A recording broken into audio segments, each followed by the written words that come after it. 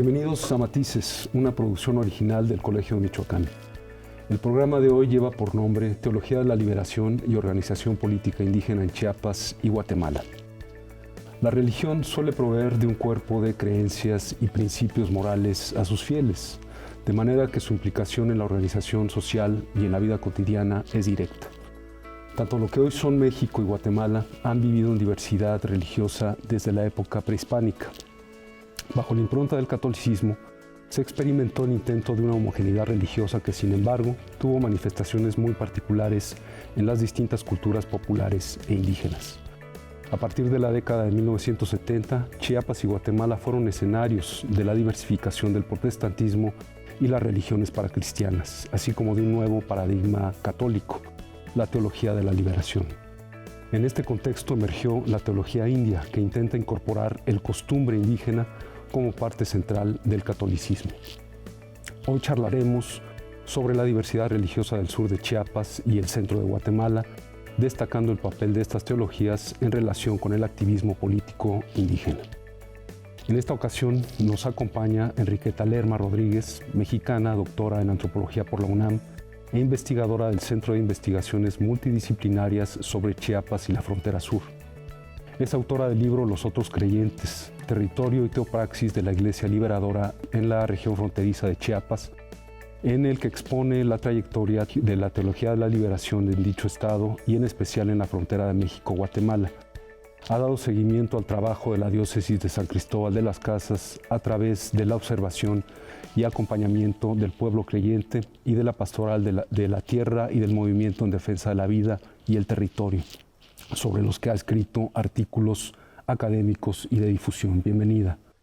Nos acompaña también María Victoria García Betorazzi, guatemalteca, doctora en Ciencias Políticas y Sociales por la Universidad Católica de Lovaina, Bélgica, e investigadora en el Instituto de Investigación y Proyección sobre Diversidad Sociocultural e Interculturalidad de la Universidad Rafael Landívar.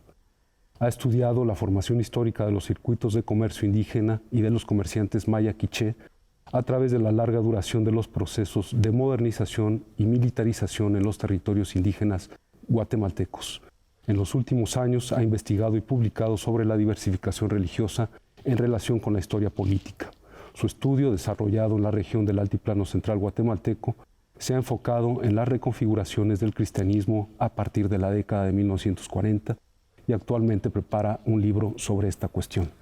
Bienvenidas las dos. Iniciamos entonces con una pregunta directa. ¿Qué es la teología de la liberación?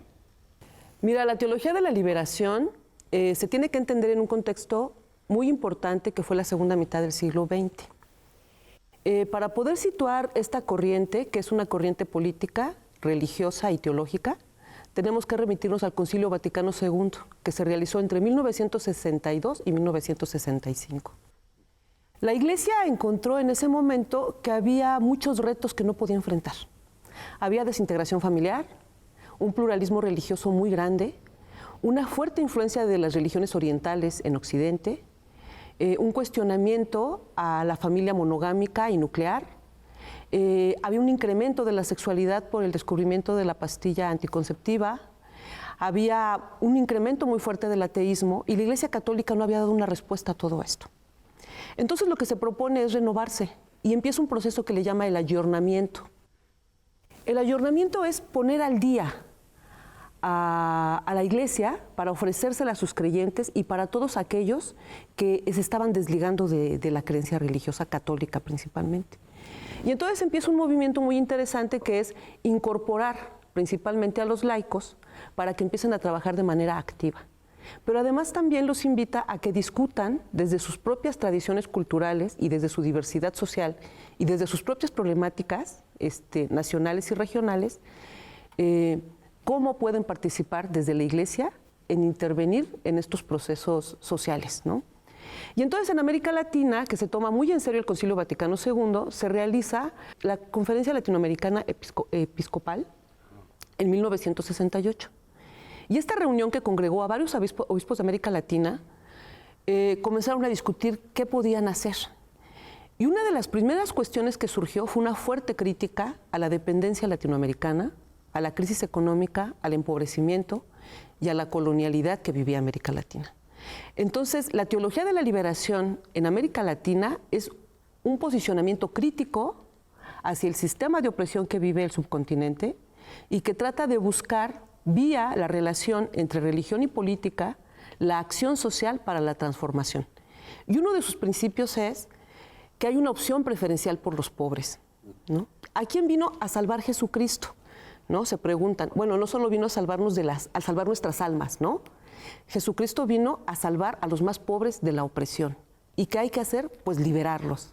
Entonces, la teología de la liberación postula por una liberación económica, por una liberación política, por una liberación de las clases más subalternas y que participen en su empoderamiento y en su transformación social. A grandes rasgos, eso sería la teología de la liberación. Bueno, ¿cómo se concretó el trabajo pastoral en el altiplano, este tipo de trabajo pastoral en el altiplano guatemalteco y desde luego en Chiapas después? María. Bueno, yo plantearía que la teología de la liberación fue configurada, moldeada en lugares concretos con sus propias historias, lugares donde habían ciertas luchas, donde habían distintos tipos de desigualdades y que esto fue dándole el rostro particular y específico que tomó la teología de la liberación en distintos contextos. Guatemala se trató menos de una elaboración teológica sobre la injusticia, sobre la desigualdad, y fue más que todo acción social y política, como lo planteaba Enriqueta, y es una acción social y política que se fue construyendo en la relación, en la interacción entre sectores de la iglesia, pero también con un liderazgo social y político indígena. Y dentro de los sectores de la iglesia, pues habían sacerdotes que eran intelectuales, que habían tenido formación doctoral en ciencias sociales, en distintas universidades, en Estados Unidos, en Europa, los sacerdotes que estaban en las parroquias desde los años 50, 60, las religiosas, y un liderazgo indígena, ¿no? Que aglutinaba liderazgo indígena campesino, pero también indígenas escolarizados y profesionalizados. Entonces, y también lo que es importante en el caso de Guatemala es que no hubo, como quizás lo hubo en la diócesis de San Cristóbal de las Casas con el obispo Samuel Ruiz, no hubo en ninguna diócesis un programa pastoral articulado de conjunto, ¿no? No hubo un obispo con este tipo de liderazgo y de carisma como el que tenía Samuel Ruiz en Chiapas, sino que eran diócesis en las que, por ejemplo, en la diócesis de Sololá-Chimaltenango, donde yo he hecho mi trabajo de investigación, donde predominaba un clero guatemalteco, diocesano, conservador, pero que se encontraban dispersos núcleos de sacerdotes europeos y norteamericanos, muchos de ellos desde los 50, otros era una generación nueva, y que habían empezado con un trabajo social desde una perspectiva desarrollista de hacer proyectos de desarrollo, educación, alfabetización para la catequesis, temas de salud, pero que se estaban conectando entre ellos a nivel interdiocesano y que armaron redes, ¿no? Entonces esto fue como, es importante plantearlo. Y se concretó, yo diría, la forma concreta que adquirió en Guatemala fue la de un compromiso político. Se entendió como una opción política por el pobre, entendió una categoría amplia, pero fundamentalmente por el pobre a partir de sus intereses de clase explotada, marginada, etc. En el caso guatemalteco quedó en un lugar secundario en su concreción los temas de cultura y religiosidad indígena.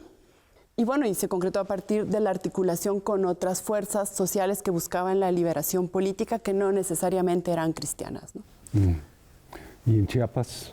Pues fíjate que Chiapas no puede quedar desligada de todo lo que pasaba en Centroamérica, ¿no? O sea, la teología de la liberación tuvo un impacto tan grande que, por ejemplo, vemos la influencia en la revolución sandinista en Nicaragua, vemos su influencia en la movilización en contra de la violencia en El Salvador, en la formación de cooperativas y de movimientos de resistencia en Guatemala, y en Chiapas tuvo una característica muy interesante que fue que Samuel Ruiz, su obispo entonces, de 1959 a 1999, estuvo en el Concilio Vaticano II, pero también estuvo en la Conferencia Episcopal del CELAM en Medellín, la que les comentaba hace rato.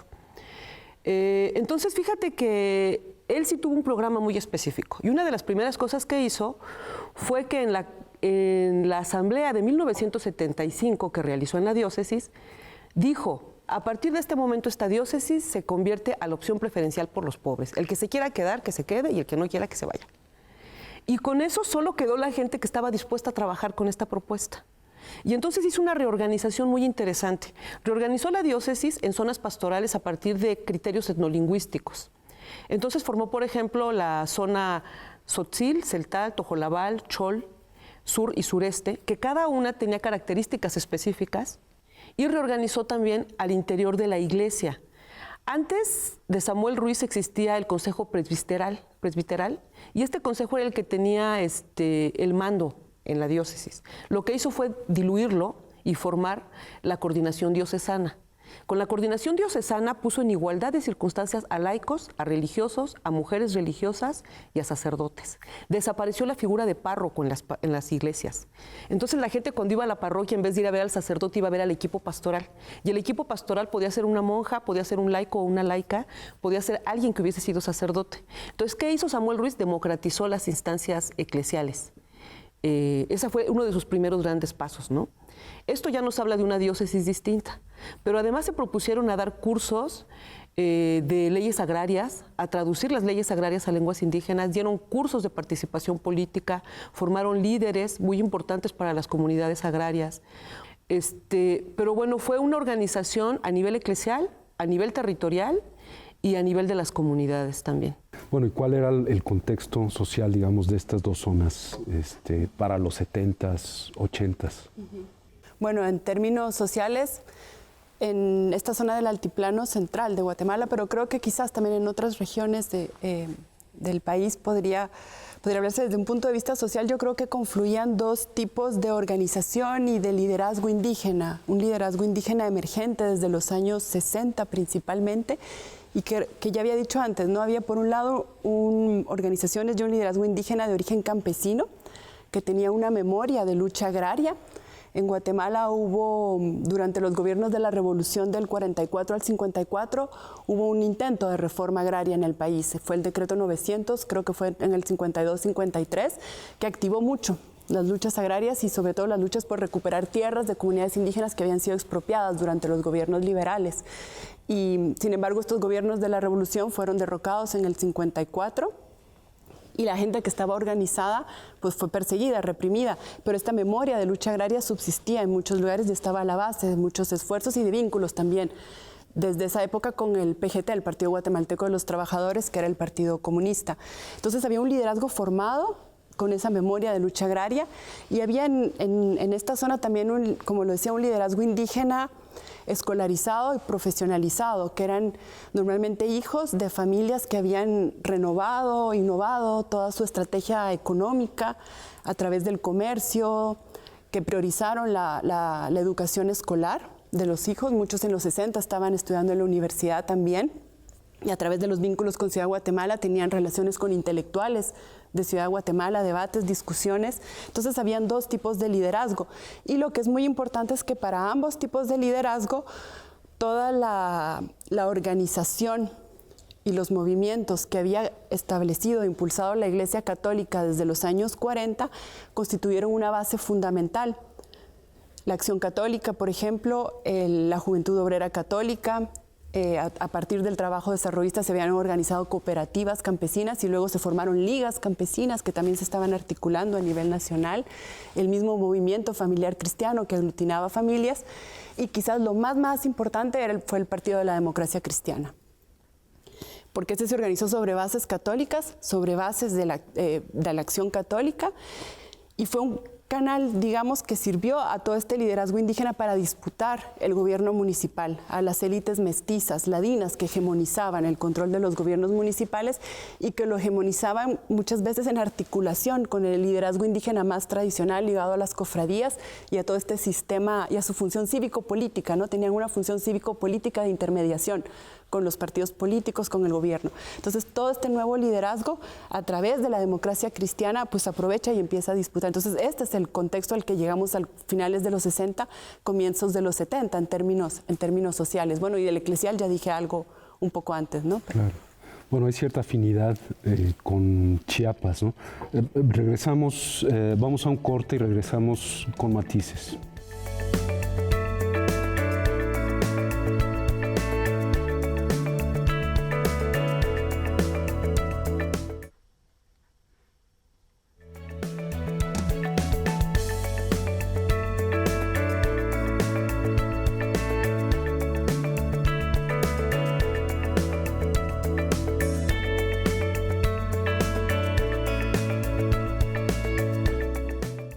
Continuamos con matices. El día de hoy estamos hablando sobre la teología de la liberación y la organización política indígena en Chiapas y Guatemala. Regresamos con esta pregunta de cuál era el contexto en los 70s, 80s en Chiapas.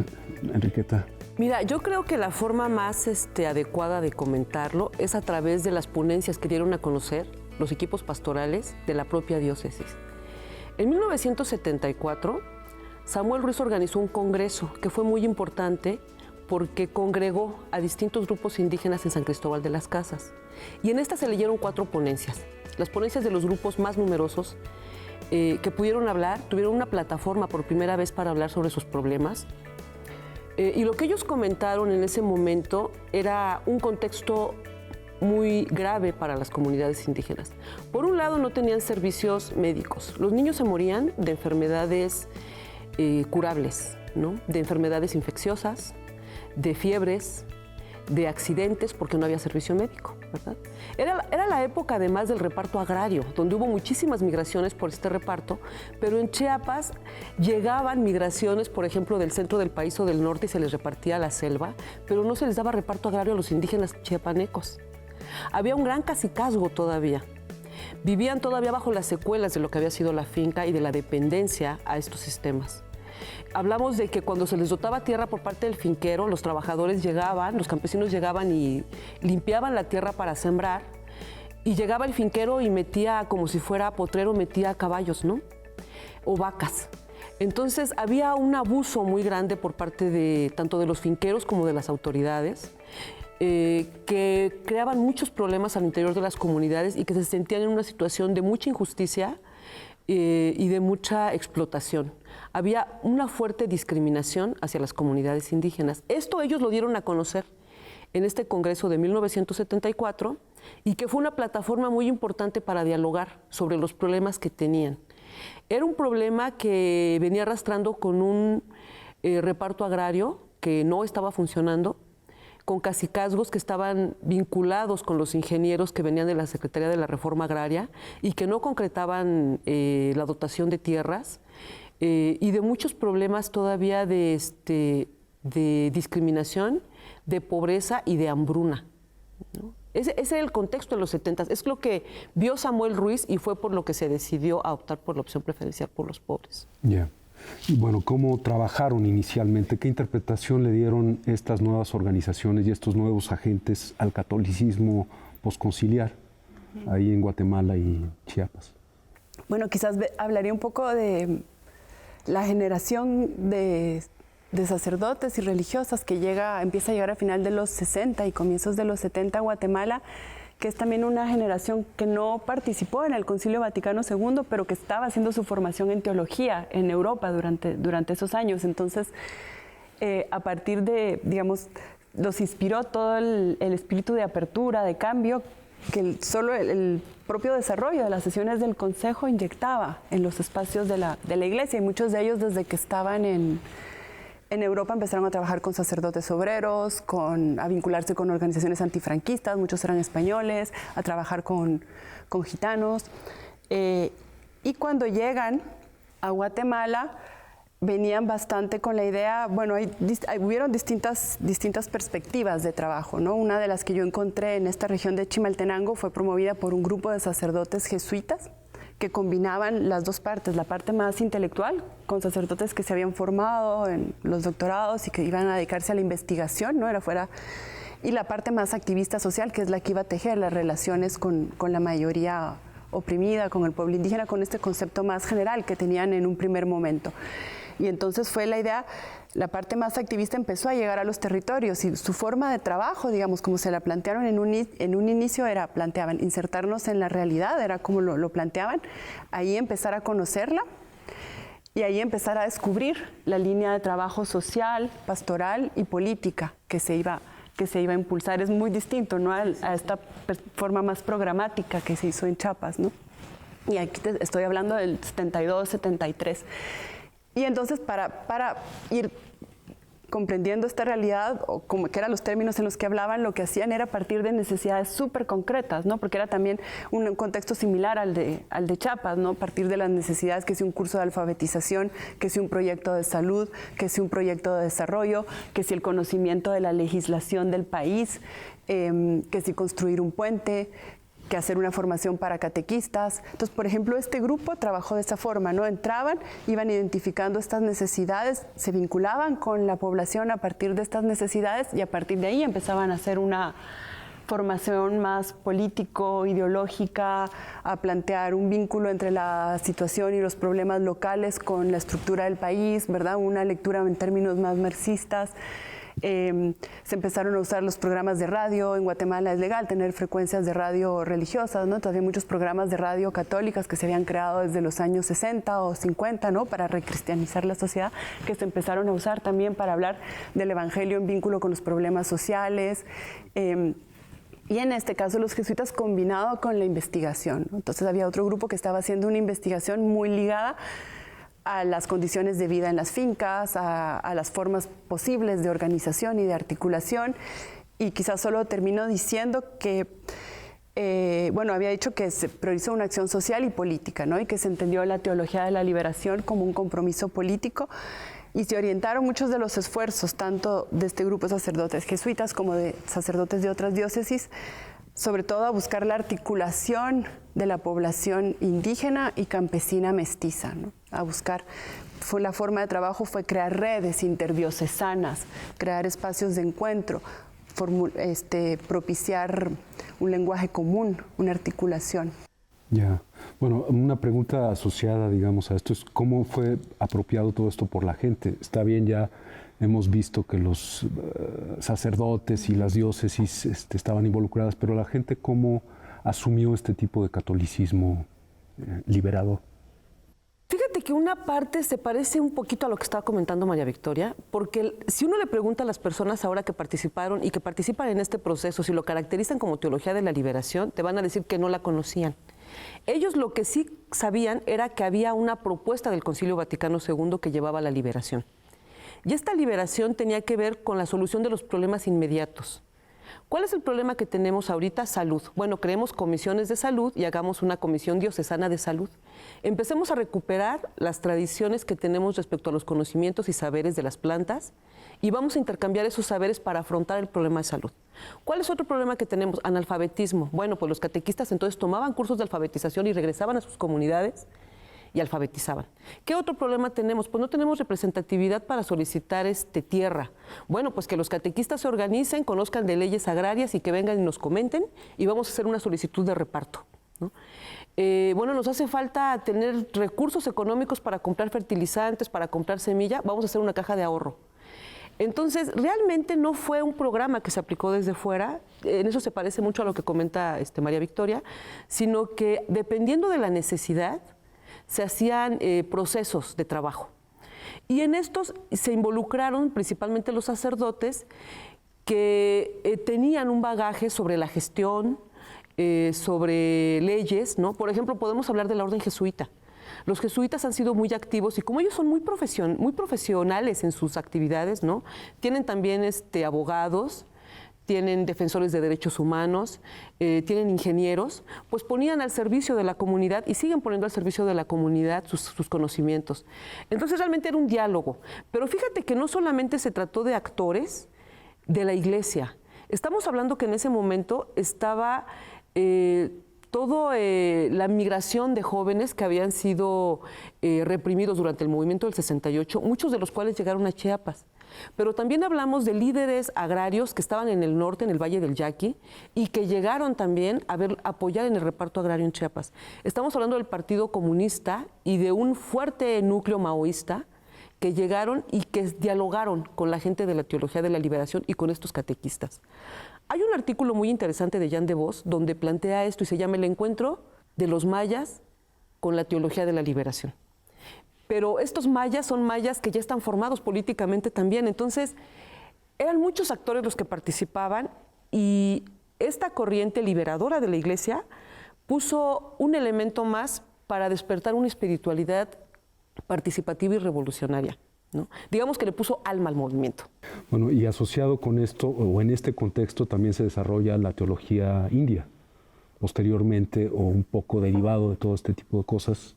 Y en Guatemala hay otra perspectiva sobre esta teología, ¿no?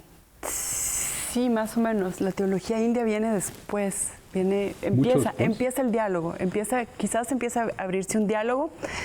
Algo que a mí se me pasó a decir es que es similar al contexto de Chiapas, es que también en Guatemala, en finales de los 60, comienzos de los 70, las distintas regiones indígenas fueron zonas a las que llegaron también distintos grupos para organizar movimientos guerrilleros, ¿no? Y que entran también en relación. Entran desde el 67, 68, por ejemplo, de Huehuetenango, dos sacerdotes y una religiosa Merinol fueron expulsados de su orden y expulsados del país porque ya habían empezado a establecer relaciones con miembros de una de las organizaciones guerrilleras para pensar el trabajo de cómo podía ser el papel de los cristianos, digamos, en la revolución.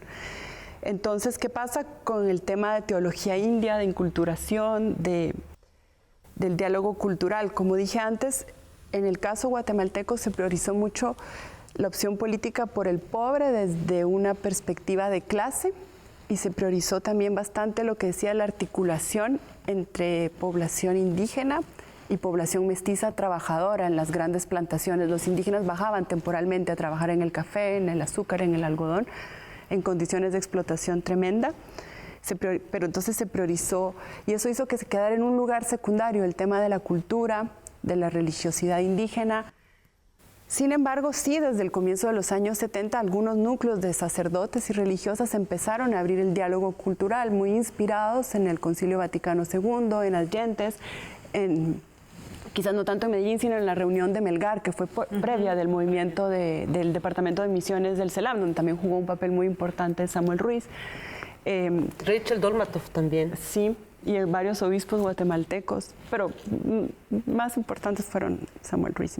Pero entonces empieza a abrir un diálogo. En la misma región había un proyecto, por ejemplo, de sacerdotes estadounidenses, que era el programa misionero Cachiquel, donde sí el primer punto para entrar a trabajar en las comunidades era aprender el idioma, empezar a conocer la cultura, la forma de entender lo sagrado, mientras que la otra perspectiva que estaba más en la organización política, pues no, se saltaba la parte del idioma, se iban directo a las organizaciones, a los vínculos, ¿no? Con trabajadores, era otra dinámica que fue tomando mucha velocidad, muchísima velocidad, ¿no? Se propuso la organización de una organización indígena, campesina y popular a nivel nacional desde estos espacios, que fue el Comité de Unidad Campesina, y se empezó a tejer desde estos espacios católicos que estaban además funcionando en red entre distintas diócesis, y eso jaló muchísimo a la población y a algunos de los religiosos. Y el Comité de Unidad Campesina ya no fue una organización de carácter religioso, ¿no? Aunque en sus bases hubieran muchos de los catequistas y tuvieran el apoyo de agentes de pastoral, ¿no? Que todavía se quedaron. Fue una organización netamente política, ¿no?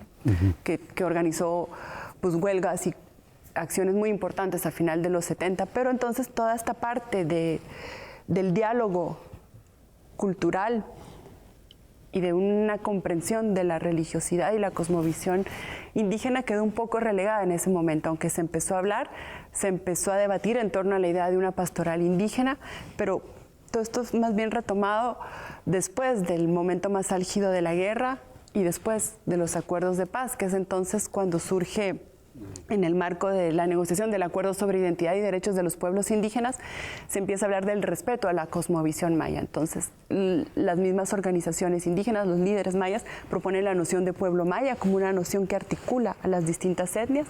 Hablan de cosmovisión y vinculada a esta de espiritualidad maya. Y espiritualidad maya es como es un proceso, un esfuerzo de identificar, de sistematizar, de agrupar distintas prácticas, formas de concebir lo sagrado, de entender la relación entre el hombre y la naturaleza. Las van construyendo, sistematizándolas y tratan también de ir distinguiéndolas del cristianismo, de ir estableciendo una distinción con el cristianismo y en algunos casos depurando en las prácticas ceremoniales y rituales, ir depurando los elementos que suenen a cristianismo, porque muchos de los especialistas rituales indígenas pues están haciendo la ceremonia hablando con los nahuales, pero empiezan a rezar el Padre Nuestro. Entonces, la idea y esto surge después, a mediados de los 90, todo este esfuerzo de depuración. Y hay, dentro de la espiritualidad maya hay distintas posturas, ¿no? Algunas que sí es de desvincularse y distanciarse de la iglesia, y otros vinculados más con una propuesta de diálogo, y mucha gente que la combina. De hecho, varias de las personas con las que yo he entrevistado, que he trabajado su historia de vida, que fueron personas que se comprometieron con la pastoral inspirada por la teología de la liberación, que se metieron al movimiento político, incluso a la guerrilla, ahora, a partir de, quizás no de los 90, pero ya de este siglo, empiezan a replantearse un vínculo y a seguir su proceso de reencontrarse a través de la espiritualidad maya. Entonces, en su casa, algunos conservan un altar católico, pero tienen también un lugar donde pueden establecer la comunicación con ancestros.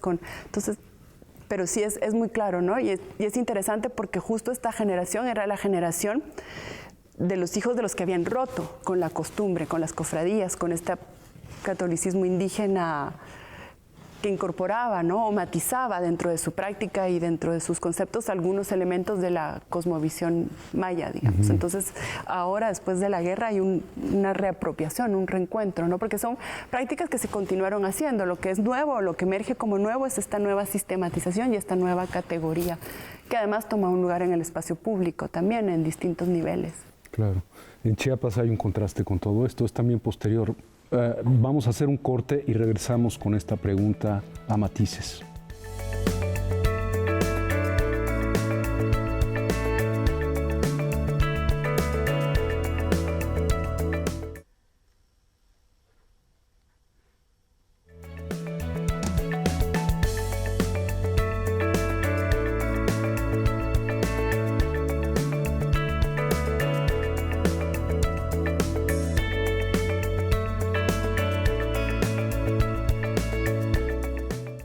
Continuamos con matices. El día de hoy estamos hablando sobre la teología de la liberación y la organización política indígena en Chiapas y Guatemala. Nos quedamos con la pregunta sobre la teología india en Chiapas, que parece que es contrastante con lo que sucede en Guatemala o sucedió en Guatemala. Mira, en Chiapas hay sí efectivamente un camino largo. Remitiéndome a la reunión de preparatoria al CELAM, del que hablaba María Victoria, en Melgar, Samuel Ruiz dice que se encuentra con Rachel Dalmatov, quien hace una crítica muy fuerte a la colonización que ha tenido la Iglesia Católica, y señala que es muy importante, hace una crítica muy fuerte y dice, quien se ha dedicado a colonizar y exterminar a los pueblos indígenas ha sido la Iglesia Católica. Y entonces en Samuel Ruiz se despierta el interés por despertar el conocimiento de la religiosidad indígena. Y la teología indígena, india surge como una necesidad de buscar le llaman las semillas del verbo en las culturas. ¿Qué significa esto?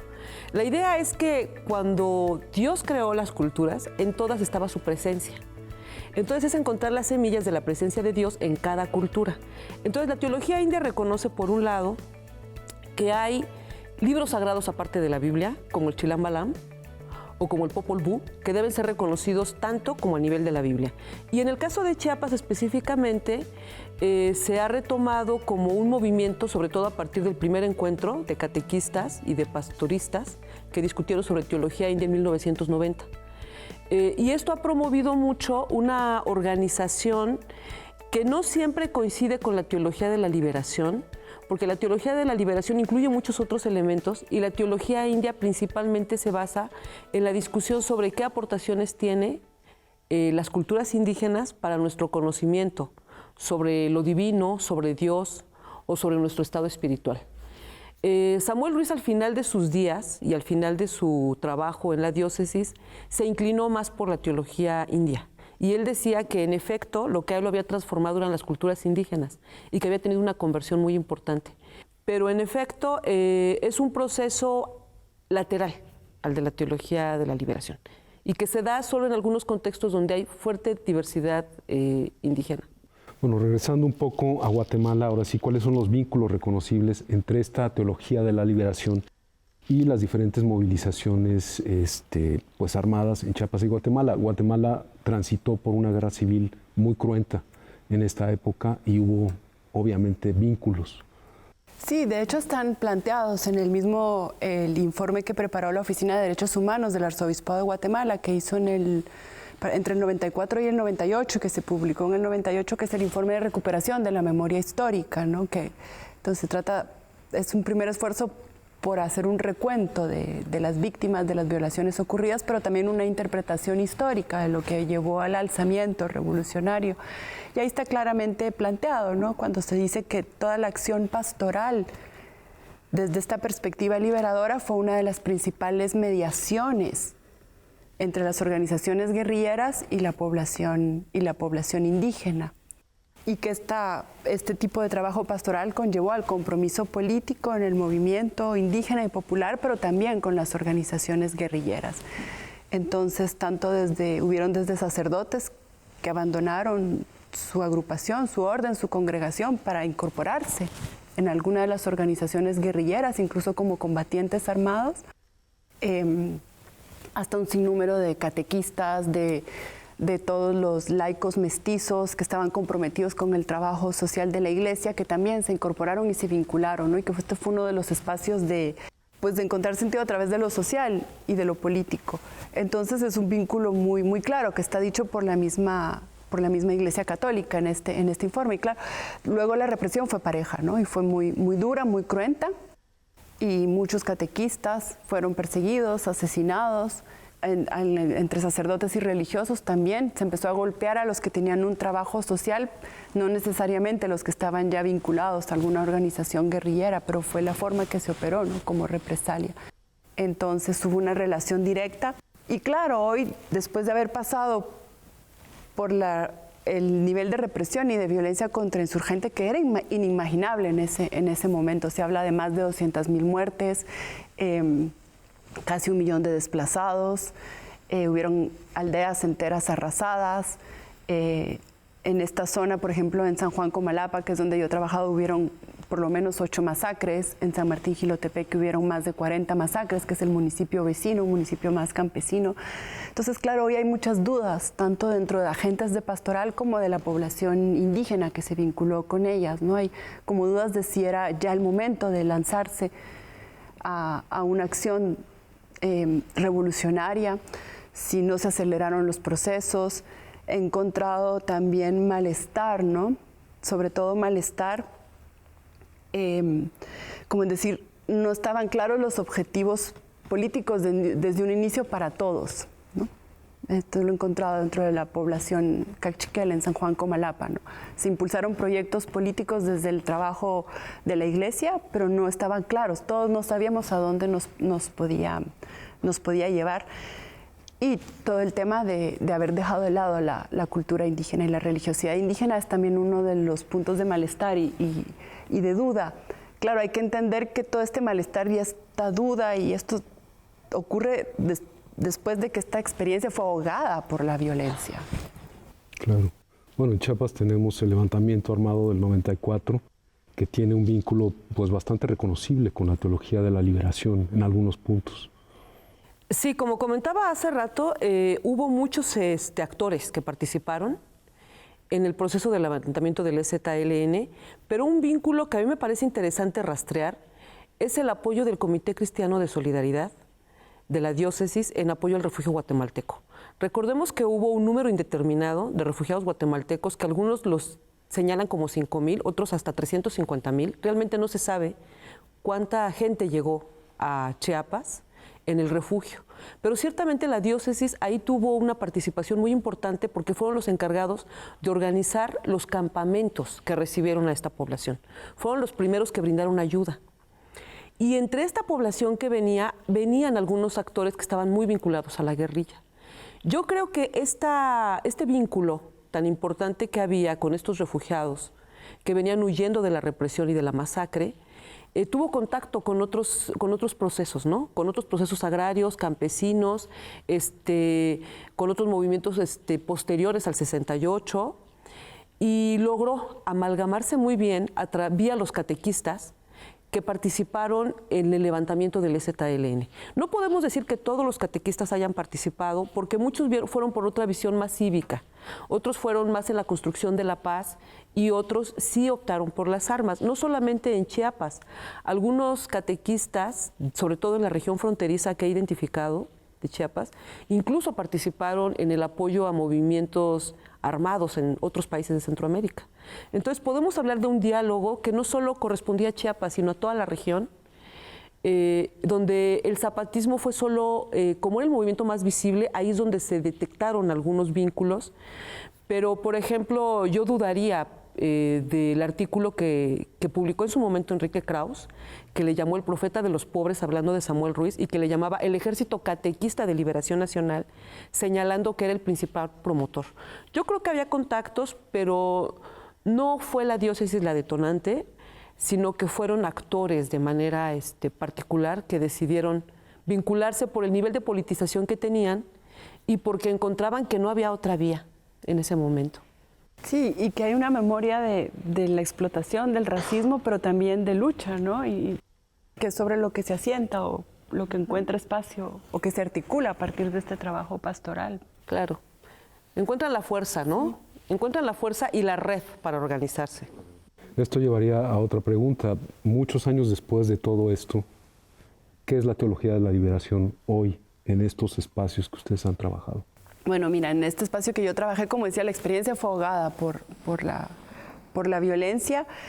Más bien, desde el punto de vista católico, desde mediados de los 80, esta diócesis fue retomada por un obispo del Opus Dei, fundó un seminario mayor, bajo toda esta perspectiva, con sacerdotes que él mismo trajo de España, y donde se han ido formando una generación, varias generaciones de sacerdotes católicos indígenas, que hoy ocupan la mayor parte de las parroquias de la diócesis y de otras parroquias, ¿no? Pero es una perspectiva totalmente distinta. También desde mediados de los 70 empezó a haber un auge del protestantismo, a crecer la identificación de la población con las iglesias evangélicas. La población pasó de un 3% al comienzo de los 60 a un 26% de personas adscritas a iglesias evangélicas al comienzo de los 90 y ahora es cerca de un 44-45%. Y dentro de las iglesias evangélicas una diversificación y ramificación muy amplia, ¿no? Siempre se están ramificando y construyendo. Y surge la espiritualidad maya, ¿no? Como lo que planteaba, ¿no? Que empieza a adquirir otro tipo de presencia pública. Entonces, como hay una diversificación del catolicismo hacia otro tipo de movimientos, toma mucha fuerza en San Juan Comalapa, por ejemplo, el movimiento de la nueva evangelización. En otras partes en San Juan Comalapa y en muchas otras partes de la región, la renovación carismática. Ambos son movimientos con una perspectiva totalmente distinta, ¿no? Porque está más centrada en un encuentro personal con Dios, ¿no? Y en un cambio, una transformación de los patrones de vida individuales y familiares, y en el poder de la oración para sanar, para resolver los problemas.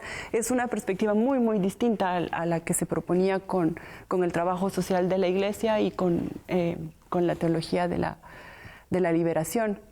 Quizás donde hay perspectivas más críticas, ¿no? En términos al sistema, provienen de los que están agrupados en torno a la espiritualidad maya en este momento. Y en Chiapas, la teología de la liberación, ¿qué perspectivas tiene actualmente? En Chiapas yo creo que hay todavía un proceso muy interesante y muy fuerte de la teología de la liberación.